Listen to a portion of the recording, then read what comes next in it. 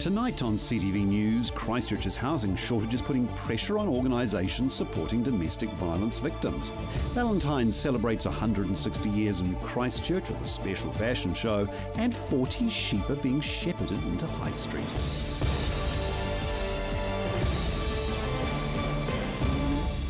This is CTV News, I'm Grant Mangan. Work is kicking off on the multi-million-dollar revamp of Christchurch Hospital this coming Monday. Patients and visitors will need to be prepared to tackle parking problems. It's the largest investment in the history of New Zealand's public health service. The $650 million redevelopment of Christchurch and Burwood hospitals will upgrade facilities and create an extra 62,000 square metres of hospital space, including new operating theatres, expanding intensive care units, building a new emergency department, 2 6-storey inpatient ward blocks, a purpose-designed children's facility and a helipad. The first stage of work will begin on Monday, which will include removing trees, installing hoardings and sewer tanks, along with completing excavation work.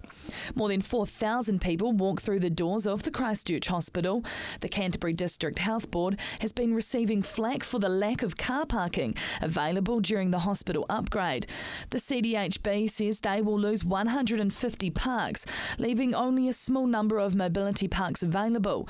But a dedicated drop-off zone will be created, with a new park and ride scheme beginning at the end of October. A free shuttle will transport people between a Christchurch City Council operated car park on the corner of Antigua and St Asaph Streets every 10 to 15 minutes between 7 a.m. and 8:30 p.m. More than 800 contractors will work on the site from Monday, starting on the Acute Services building, which is scheduled to open in 2018. It will be a 3-storey building housing the majority of Christchurch's acute facilities and clinical support areas, providing around 400 beds. The High Street Transitional Project was officially opened today. Joelle Bautista with the story. Coloured plastic sheep brightening up the central city. Well, I think they're fun, you know. I mean, look, not everyone's going to like them. You know, you can't please all of the people all of the time. That's a popular saying. Look, the truth is that they've already gone viral. The story about them coming into the city has taken off internationally, and we're going to have visitors sitting on them all the time taking Facebook photos. I've already had a selfie with someone, so, you know, it's just going to take off. More than 65 people turned out for the launch today. $12,000 was the price tag for this colourful flock. Part of the Christchurch City Council's Transitional City program, the sheep also act as safety barriers. Carolyn Ingalls, the mastermind behind the project, says the team decided on the design over a brainstorm on how to do things differently. We've put some hoardings further down High Street, and they reflect some of the history, the natural and the built history of High Street. There's some new artwork. There's a Maori artist who's created the Baila of Tahu, which is a fabulous new piece of artwork for High Street, which already has some great artwork in it. The 40 sheep invading Christchurch's High Street, adding vibrancy, act as safety barriers and a place to sit. 15 portable plant boxes were also installed. It is nice to see the colour, and we've also, you know, I mean, we've also taken a more traditional approach. We've got the planters with the greenery, you know, and that's going to make a difference. Places where people can sit down and share a conversation, you know, that's about making the city a bit like it used to be, you know, where people were able to gather and have a good time. Making a mark on a global scale, Leanne Dalzell says the transitional movement the city is in is exciting, different and an opportunity for innovation. We are in a transition. There is going to be a time when we're going to be able to reflect on what the city was, and we're going to know what the new city is like. In the transitional movement, that's where we get that energy. We get to trial things. We get to do things that are slightly quirky, slightly outside the box, and that's what this is all about too. High Street runs right through the heart of the central city. The new feature pieces encourage people to get back into the city and explore all the new exciting places. Well, one of the things that we're trying to do here is link the square and the businesses on High Street so that people know that and are encouraged to move further down the street and explore. While this part of High Street is being spruced up, further down the street remains cordoned off. Joelle Batista, CTV News.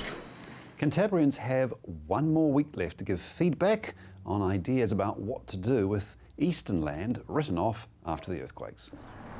More than 40 proposals for projects in the east have been submitted, and Canterburyans are encouraged to have their say on which ones would be best for Christchurch. These proposals are listed on Evo Space, the online public consultation platform of Eastern Vision, with over 40 proposals put forward by the community. Former City Councillor and convener of Eastern Vision, Peter Beck, says analysis of the community feedback will start next Tuesday. The concepts put forward include the popular City to Sea River Park, with eco sanctuary, wetlands for water management, and a network of cycle and walkways. Aquatic sports amenities like an international flat water sports lake, white water course, wave garden, and cable wakeboard park also feature. The Eastern Vision Group hopes that these will complement the City Council planned indoor aquatic facilities, such as the replacement facility for QE2. Some of the ideas are very controversial. These include bridging the mouth of the estuary or turning the red zone into a giant lake.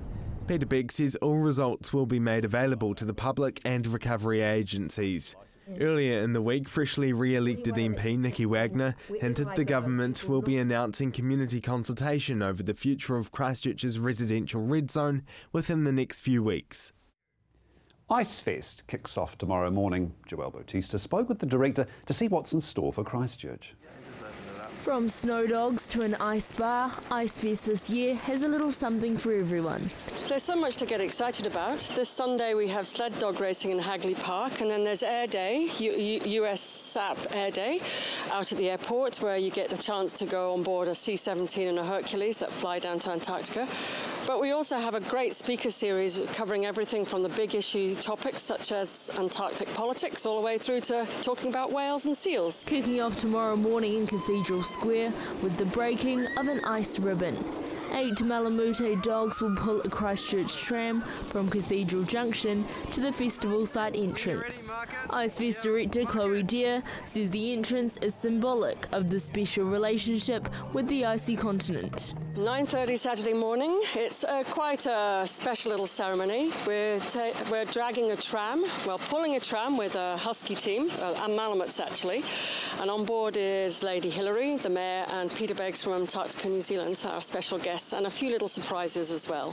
The 2-week festival focuses on New Zealand's relationship with Antarctica and the Southern Ocean, giving Canterburyans a first-hand look at what life is like in the land of the ice.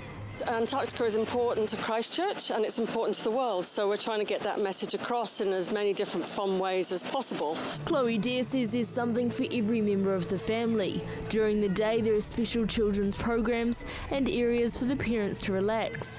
In the evening there will be live music and an ice bar. A festival for educating and celebrating the icy continent. Each festival weekend will focus on a different aspect of Antarctica.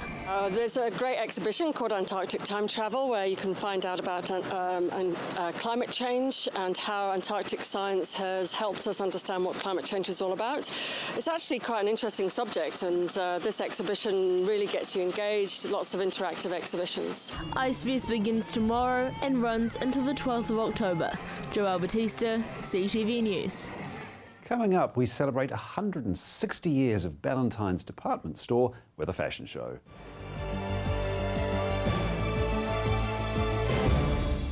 Welcome to Caltex Redwood. We're a family-owned business proudly supporting our local community. We're open 24/7 for fuel and shop goods, and we have an amazing team of people ready to help you. Save at least 6 cents per litre using AA Smart Fuel cards. We also offer great value on our LPG bottle fills. We have a full workshop and Bridgestone Tyre Centre. Our mechanics and tyre technicians will get your car sorted. Caltex Redwood. We're just down from St Bede's on Main North Road. Caltex Redwood. What drives you? Action Removals, offering short or long-term storage facilities, full packing services, comprehensive rates, all fully insured and with 6 vehicle sizes to choose from. Earthquake repairs? Action Removals pack, move, store and return your valuable possessions stress-free. Action Removals, a family business that has been operating in Christchurch for over 10 years. Action Removals, your one-stop removal service on time, every time. 0800 222 526. My son's helped me greatly with my independence now that I've got more mobility. Mum, I've been looking into stand assist chairs from More Mobility. They recline back with a footrest, then when you want to get out of them, they stand you up. You can even sleep on them. More Mobility can bring one out for a free trial.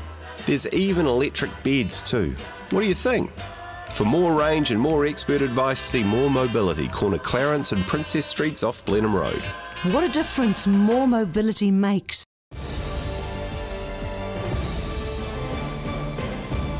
Celebrating 160 years in business, Joelle Bautista went to visit Christchurch's Valentines. Meet Philip Richards, Executive Director of Valentines and the great-great-grandson of John Valentine, the man who 160 years ago began the iconic Christchurch store, Valentines. What set John Valentine apart is what led the way for his early success. He got ahead because he'd load his horse and cart up at the end of the new goods would arrive by boat. He'd load his horse and cart and set out through the night and arrive in a country town and sell his new season stock. The other traders would load up their horse and cart, have a sleep, and then they'd set out. And so they might arrive at lunchtime or afternoon tea time, and they'd be told, "Oh no, Mr. Valentine's already been, I've got my new hat." So he developed a business in that way. Philip Richards says the fundamentals of Valentine's dealings, as honest and upright, is the foundation the company was built on. Every generation of the family since has had some level of involvement. Philip Richards' son is the 6th generation to be working in the business. We think it is. It's a responsibility too to live up to the ideals that he established and to live up to the expectation of the family who keep a close eye on what we're doing. Continuing the legacy of John Valentine, Philip has worked in the business for almost 40 years. His first memory of visiting the store. We came to town one day and went shopping, and we went to a number of places before my mother took us back to the car and made us put a tie on. And then we came to Valentine's. And I thought, really, what's all the fuss about? Through every generation, Valentine's has evolved to meet the needs of the customer. Changing over the years, Philip shares how it's about how fashion has changed with society. Over time, dress standards have changed. The way that we relate to one another have changed. When I started in 1966, we certainly always referred to one another by our surnames. I still have no idea what the Christian names were of some of the people I worked with at that time.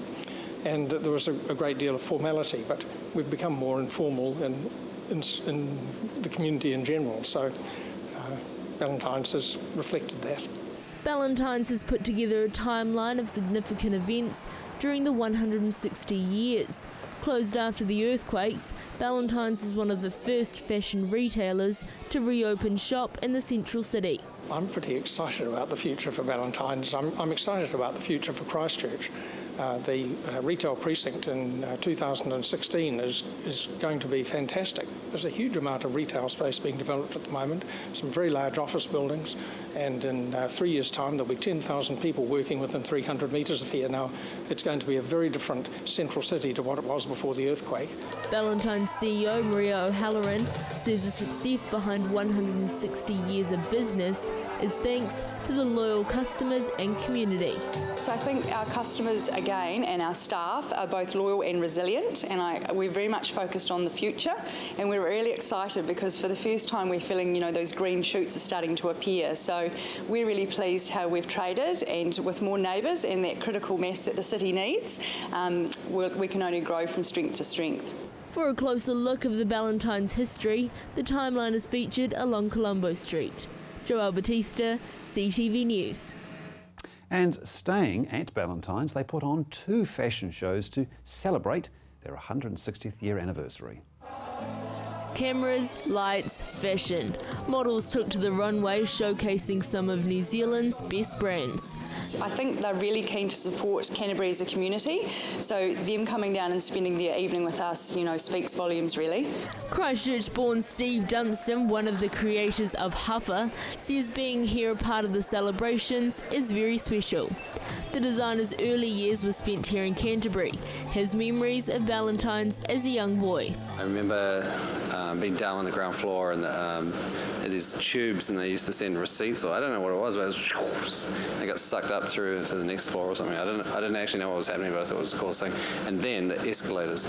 That was my first time on an escalator. Steve Dunstan, originally a snowboarder, says he stumbled across fashion. The brand Huffer started within the board sports culture.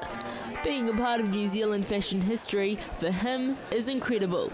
It is very fashionable. It's like, you can be in and out of fashion like that, but to be 160 years, that's a feat, unbelievable. It's unbelievable.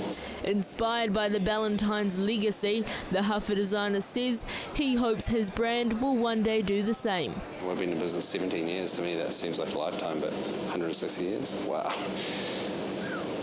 I hope we make it. I won't be around, but I hope our brand lives for 160 years plus. Another New Zealand brand taking the runway by storm last night was Stolen Girlfriends Club. One of the designers and co-founders is Mark Moore. It makes me feel about that big, but that's pretty cool to be a part of that pretty rich history. It's pretty crazy. Mark Moore says something Valentines has done well is making what the customers want, a lesson he's learned as his brand has evolved. Knowing who we're making clothes for and staying true to that, I think it's really easy to get lost along your journey. Like, oh, that looks cool over there, I'll go over there, and then I'll go over that way. So that's one big lesson, I reckon, the last couple of years, is staying true to your market.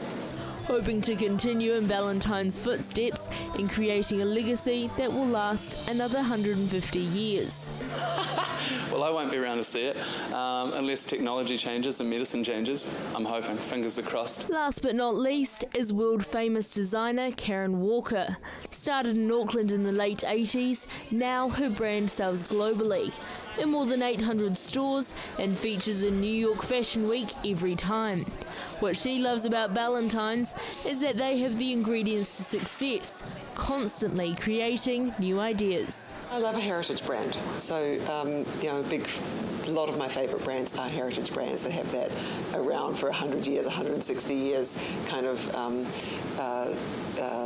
angle to them, and so I really appreciate that. That Valentines are 160 and still understanding fashion and retail, and that they're reinventing themselves constantly. Karen Walker says to make it to the fashion industry, you always have to think ahead. You constantly have to question it, question your place in it, your approach to it, how it works, how people interact with it. And I think that one of the most important things in the fashion industry, probably all industries now, more so than ever, is the quality of ideas.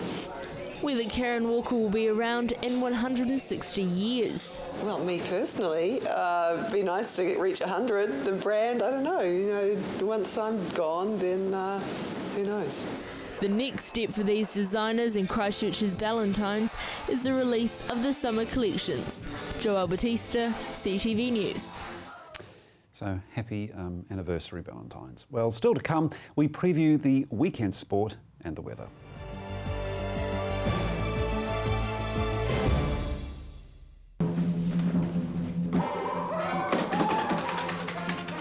Avoid the monkeys when it comes to relocating. Trust A1 Movers, a family business since 1993 that guarantees a professional job every time. We carefully handle and wrap your valued items, ensuring they have a safe journey. Secure storage and insurance options are also available. A1 Movers, the careful, caring moving company. Oi! My son's helped me greatly with my independence now that I've got more mobility. Mum, I've been looking into stand assist chairs from More Mobility. They recline back with a footrest, then when you want to get out of them, they stand you up. You can even sleep on them. More Mobility can bring one out for a free trial. There's even electric beds too. What do you think? For more range and more expert advice, see More Mobility, corner Clarence and Princess Streets off Blenheim Road. What a difference more mobility makes. Introducing My Freeview. This fella doesn't just preserve your right to watch free digital TV. It fits your viewing around your life. Too busy putting out fires? Record at the touch of a button. Want to watch one channel and record another? You can. And if you need to nip away, Hit pause, even a live show. for a one-off payment, you can enjoy Freeview when it suits you, not someone else. It's like having your own TV station at home without monthly fees or contracts. My Freeview. It's Kiwi for TV. Looking for that perfect gift for a loved one? Wanting to add some vibrance to your home? Or just looking to brighten up your workplace? No matter the occasion, the Hitching Post has something for everyone. Lose yourself in their extensive range of homeware, art, glass and plasma cut metalwork. The Hitching Post is your one-stop shop for great style and quality. So come on down to the Hitching Post, 722 Marshland Road.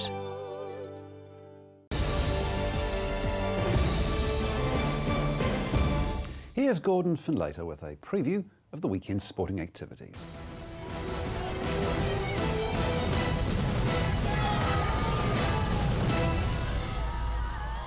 Canterbury's unbeaten run in this season's ITM Cup is over. The Red and Blacks run was brought to a halt on Wednesday when the side were beaten 29-24 in a major upset by formerly bottom of the championship standings North Harbour. Things looked like going to the script early on as Nathan Arpa seized upon a charge down by Ryan Crotty to grab a try after just 16 seconds before Canterbury grabbed their second a matter of minutes later through Cody Taylor. From that point on though, the first half was all North Harbour as the home side piled on 19 unanswered points to lead 19-14 at the break. Harbour grabbed their first bonus point try of the season in the 52nd minute to lead 29-14. With a try to Willie Hines in the 65th minute, it looked like Canterbury could mount a comeback, but other than a late penalty, it never looked like happening as Harbour were rewarded for their gutsy effort with the bonus point win. Canterbury have the chance to turn their form around quickly this weekend, with the squad now back in town ahead of Sunday's matchup against Southland. That match gets underway at AMI Stadium from 4:35. To rugby league now, where the Canterbury Bulls can cement a final spot tomorrow when they take on Counties Manukau in Papakura. Having already overcome four-time champions, the Akarana Falcons, earlier this month, the unbeaten Bulls can secure a top 2 final spot with a win tomorrow. The team have also received a boost to their ranks ahead of the all-important matchup, with 3 senior players returning to the side after being unavailable for the opening 4 matches. Another team looking to maintain an unbeaten run this weekend are our women's Canterbury rugby side when they travel to Waikato tomorrow. Canterbury coach John Sherritt has made no changes to the side that demolished Otago 51 points to 15 last weekend, with the team looking to maintain their position at the top of the National Provincial Championship. The ASB Premier Interclub men's tennis competition gets underway tomorrow, with defending champions Kashmir starting their title defence at home to Burnside Park. Other matches see Waimuri travel to Edgware, while Elmwood take on Hagley Park at Hagley Park. A change in this season's format will see 3 singles matches and 1 doubles match, rather than the previous 4 singles and 2 doubles matchups.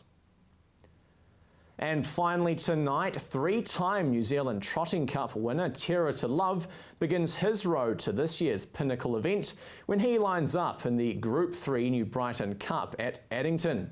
Extra incentive for the race comes in the form of an automatic entry for tonight's winner into the starting field for the November 11 New Zealand Cup. You're up to date with the latest in local sport. I'm Gordon Finlater for CTV Sport.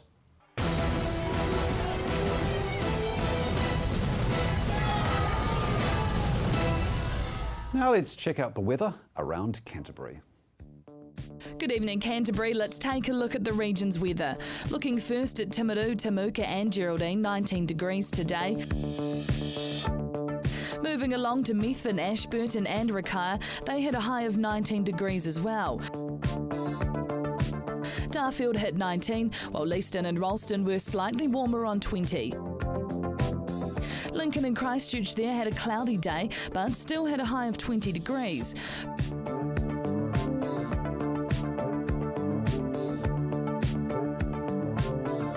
For those of you in Rangiora, Kaipoi and Amberley, they hit a high of 20.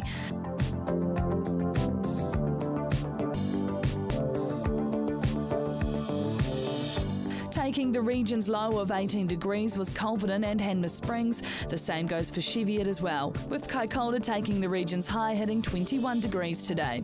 But what's in store for tomorrow? In Timaru, high cloud, lowering and rain developing during the afternoon, with cooler southwesterlies. 8 degrees overnight, hitting a high of 14 throughout the day.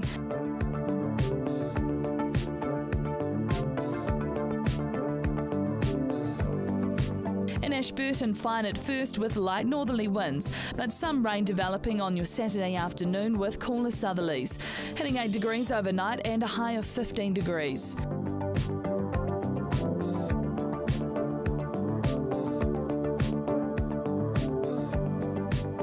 In Christchurch, enjoy the fine morning because the afternoon will feature rain and colder southwesterlies. 8 degrees overnight and a high of 15 throughout the day.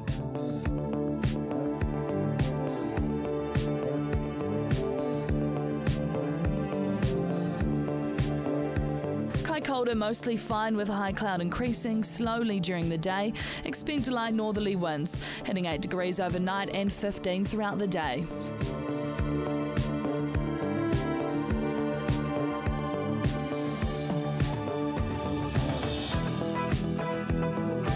And in other areas around the region, Temuka and Geraldine cloudy in the morning with a high of 15. Methven hitting 15 and Rakaia hitting 14 with afternoon rain expected. Darfield, Leeston and Ralston cloudy in the morning with an overnight low of 8 and high of 15. Heading over to Akarawa, expect a cloudy morning hitting a high of 14.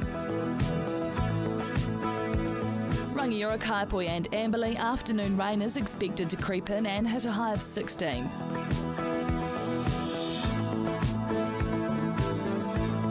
At the top, Culverden, Hanmer Springs and Cheviot, 8 degrees overnight with a high of 15. And looking ahead for the rest of Canterbury, showers at first on Sunday, but skies remaining cloudy and temperatures cold with moderate southerly winds. Cloud clearing at night with a risk of frosts by early Monday.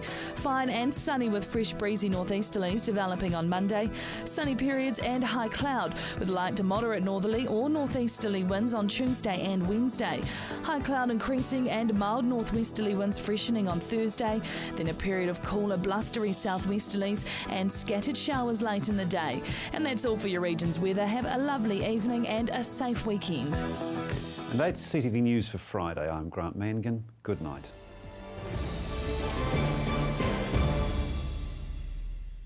Supporting local content so you can see more of New Zealand on air.